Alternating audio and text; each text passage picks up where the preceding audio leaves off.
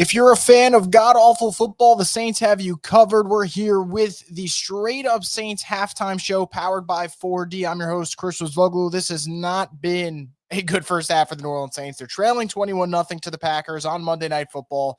It's been flat out embarrassing. There really aren't any positives to take away from it. If you want to talk about the defense, they're just getting steamrolled by Josh Jacobs and this Packers attack, and they're not getting steamrolled in the run game. They're giving up wide open plays in the pass game.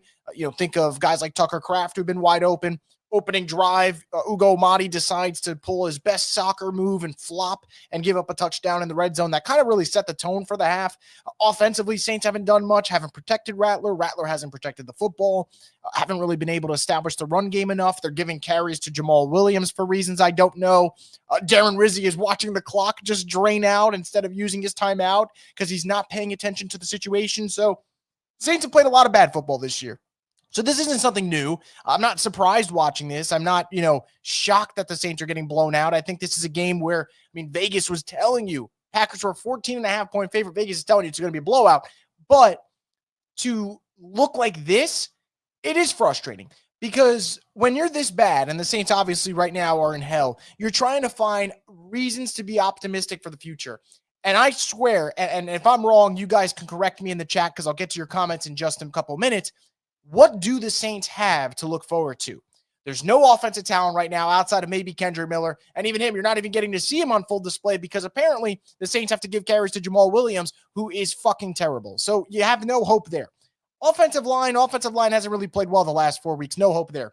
Defensively, slow on the D-line, slow at linebacker, not good enough at corner, don't have safeties. So there's nothing to look there for.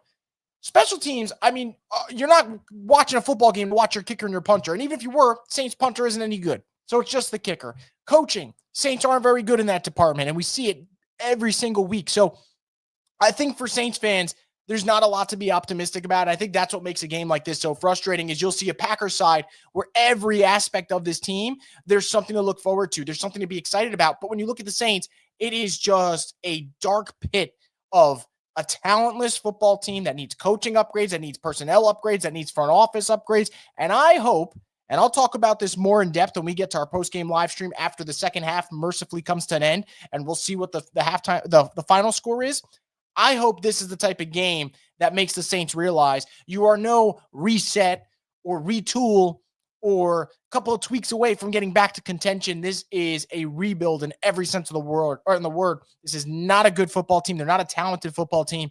It's just not a lot to look forward to, and it's depressing. I don't want to talk about the Saints that way, but that's the truth of the matter. So we'll get into any comments you guys have as we continue here. Before I do that, though, I want to get a quick word from Theo's Pizza. Scan the code now and tackle your hunger with Theo's Pizza, your neighborhood pizza with 5 convenient locations. Who dat? Your taste buds are about to find out. Once again, thank you to Theo's Pizza. So we're going to keep it rolling here on our halftime show powered by 4D. We're going to go through all the comments, as many as we can. Moonfish saying Rattler had all of a half a second before he was strip sacked. Fair enough. There was like 3 defensive guys that got in the backfield on that play. Forgive says, hopefully the Saints don't retain anyone associated with the defensive side of the ball next season. Every player and every coach has to be gone. I think Brian Brzee is the only one you bring back, and in a perfect world. But even Brian Brzee, right, he's got his flaws too. Go take that 4th down play early where the Packers go for a QB sneak. He got blown off the ball completely. Just not what you want to see. But yeah, we're seeing guys get exposed right now. I'd say the linebackers, that's the biggest concern. The linebackers right now are just getting demolished. John says, do we bring back MVS? I'd say so. I would like for the Saints to have MVS back, maybe as their wide receiver 4 next year. I think that would be my ideal scenario for New Orleans. Logan says, did we practice this week? It's hard to say. It really is hard to say. Fred says, love the guy, but I hope we're watching our last few games with Honey Badger in a Saints uniform. It's time for him to ride off into the sunset. Couldn't agree more. They need 2 new safeties. I don't see how you can play Tyrann Mathieu next year. Forgive says, Kubiak's running offense like we're up 21. It's like he's coaching to be fired. I just don't think he's very good. And I think that's okay. But I will say, guys, I didn't mention this in my thoughts. This is one of my closing thoughts from the first half when it was ending. I hope the Saints run the second half, though, like it's 0-0. You're not winning this game. You're not winning this game. We all know it. Anyone who thinks that, you're delusional. So let's see what you get out of Kendre Miller. Let's see if you can keep Spencer Rattler on timing, in rhythm, ahead of the chains, and go from there.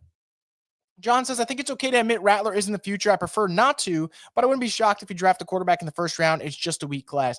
I would be shocked if they draft one first round. They have so many other needs that I think they're going to go, O-line, D-line, something like that before they go QB. Forgive says you can't really evaluate Rattler with this game. I never expected to be competitive. I mean, you're not going to have to really evaluate him anyway. Packers have been holding on to the football what it feels like the whole game, so you won't get much of an evaluation anyway. Fred says, wait until next year on the QB. Aller from Penn State is being called Josh Allen 2.0. The top QB this year would have been the 5th or 6th last year. No one worth the first rounder. Margaret says, Hainer time. They both suck, but this is hard to watch. I mean, I don't think they'll go to Hainer. I think you just ride out Rattler for the rest of this game. Tank says this is hard to watch. It is. No doubt about it. Trey Gift says it should be illegal to have to watch football this bad and listen to Joe Buck and Troy Aikman. Potential hot take. I actually like listening to Joe Buck. I can't stand listening to Troy Aikman, but I do like Joe Buck's commentary. Margaret says this is the defense. The defense traveled to the game. No, they did not travel to the game, if that's your question. Loomis out now. Look, you guys, I'm not saying Loomis is going to be out. But this is the type of game where when you get embarrassed on a national stage, maybe the Saints look at it differently. Maybe they think, hey, we got to make some changes. This is not acceptable. Because when you're getting blown out in this capacity and you look like this, it can't just be one guy. There can't be a fall guy. There can't be the coach. It can't be the quarterback. It is a, whole collaborative effort. And that collaborative effort falls on the guy who's assembling the roster. So if there is a fall guy, that's who the fall guy would be. But you can't blame any of the one single guy on the field. There's so many hands involved in this. Jack says on a scale of 1 to 10, how much do you hate seeing Jamal Williams play? I love that you worded it, how much do I hate seeing him play? Because I don't hate Jamal Williams, so I appreciate that you didn't say that. But how much do I hate seeing him play? On a scale of 1 to 10, a 10. Sean says, well, now we know Rizzy isn't the guy, and I'm really tired of seeing Juwan Johnson drop balls every week. Yeah, I mean, I think the Rizzy magic has faded, that's for sure. Juwan Johnson's just not a good football player at all. I thought he'd be an ascending player maybe like 2 years ago. He never got better. And if anything, he got worse. Trey Gift says Honey Badger needs to hang up the cleats. I agree. Moonfish says I'm fucking done with Rizzy. I think a lot of people will be after that that end of the half just blunder when it comes to clock management. Robert says just came here to hear someone else curse instead of just me. Well, Robert, I don't blame you. I'm going to be honest. The first quarter, I was really frustrated. The jumping in the neutral zone, letting the Packers just run on at will, the stiff arming. I mean, no effort tackling. By the second quarter, I just started laughing. But the first quarter was one of the most embarrassing quarters I've watched as a fan, just seeing the way they played. Jack says a real challenge would be if the Packers benched all their starters and played against the Saints' third stringers. I mean, I'm going to be honest. I think the Packers' backups would beat the Saints right now with the way the Saints are playing. Saints 41 says, I turned that crap off. Game means nothing when we don't have a quarterback. Don't have a lot of things, but I understand the sentiment. Ed says, LOL, I stopped watching. I don't blame you. Kendall says, Rattler's accuracy is horrible. Fred says, I wish Loomis would be locked in a room for the next 100 years with Mariah Carey's All I Want for Christmas on repeat 24/7. Not harsh enough of a punishment, if I'm being quite honest, Fred. Margaret says, Mims and Miller are good running backs. I think those are the only two I want to see play the rest of this half. I don't want to see Jamal Williams get any more snaps. Shane O'Mac says Rizzy just lost a job, in my opinion, the least prepared he's been since made the interim. I do agree it's the worst they've looked with him, and it's not even close. This looks like a team that's ready for their vacation in Cancun as opposed to playing a football game. Kevin says we can look forward to a top 5 pick in 2026. I agree with that wholeheartedly. I think this team's going to be even worse, like record-wise, next year. Austin says offensive line looks terrible. They have for the last couple of weeks. I've been saying it too, and they got guys back, and yet they're playing worse. Scoop Bundy says Rizzy's not getting the job. I would agree with that. Jerry says I'm playing college football right now. That's probably the better thing. If you're talking about EA, I'd go plug that in instead of watching the second half of this team. Scoop Bundy says terrible clock management. Ed says I just hope they score tonight. It's one thing to lose, but don't get shut out on national TV would be low. I kind of think the first drive of the second half will tell you all you need to know, right? If they go 3 and out, I mean, they're just going to mail it in. Packers will probably just run out the clock. I would say just keep a running clock if you're the NFL the rest of this game. Don't make fans sit through this shit. This is an embarrassment, JB says Werner equals Reese, and we extend him as well. Didn't even have to yet. Didn't even have to. And I liked Pete Werner the first couple of years, but he has gotten worse. He hasn't gotten better. So now you're stuck with it. Justin Cash says Saints need to burn it all down. Also cut Carr. Yeah, they got a lot of things to fix. Jerry says, glad I picked the Packers to win this game. Easiest money in the world. I mean, I don't know what the money line was, but I'm sure it was probably not worth it to even bet on it, unless you got money like that. Will says, like, redo everything. RG Scott 3 says they're getting their pooper shooters nailed right now. Ed says they should have blown this up when Brees retired. We would now be coming back to decency. I do agree with that part, and I think that is the frustrating thing for New Orleans. It's like, instead of just taking their medicine when they were supposed to post Brees, they kept just trying to kick the can down the road and contend and be competent in a really bad division. And instead, you got 0 division titles to show for it post Brees. You got 0 playoff appearances post Brees. And now you're going to have to really suffer when the suffering should have been done already. And instead, and I said this the last couple of weeks, and I know it sounds really negative and just, I guess, pessimistic. This team is not going to be good till like 2028. And I know that sounds crazy to say, but like, that's how I feel. Like 2025 is going to be a wash. 2026, you hope can help a little bit. And then 2027 is like the soonest you can get back to being good again. That's if you draft really well. So let's say you don't draft perfect. I think 2028 is when this team's going to be decent again. It's a problem. JB says, them boys don't want to tackle in the cold. Donald saying this tank's in full effect.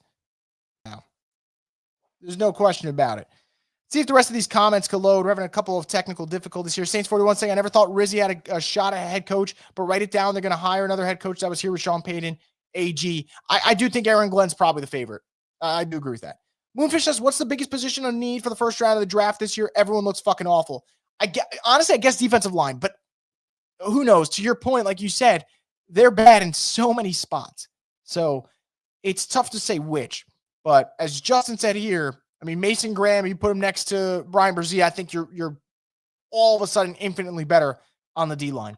T-Ray says defense is horrible, uninspiring. Rattler is getting an unfair hand every single game. I think that's understandable. You know, it's tough to really put so much stock into this game, man. Austin says Kool-Aid looks lost out there. Yeah, this is definitely the worst he's looked. Horace says, why are people mad when we win? Y'all are mad and say lose out, but when they lose, y'all get mad. When we lose, y'all want us to win. Pick one. I mean, look, you guys know how I feel. I'm not a tanker. I don't do this whole tank and be happy about it. So I want to see the Saints win.